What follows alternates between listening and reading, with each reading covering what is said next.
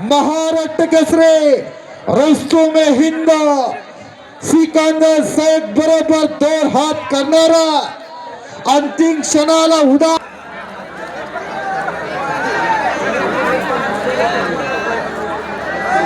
खुर्चीवर चढू नका, खाली बसून या. नाव जरी भोला असला तरी कुस्तीतला चालू पैलवान आहे. आणि काल ज्यानं हरियाणा नमवलं आज पंजाब बरोबर लढतोय तो सिकंदर शेख. महाराष्ट्राचा ढाण्या वाघ पंजाबच्या सिंहाशात लढू लागतोय. कुस्तीला सुरुवात होते.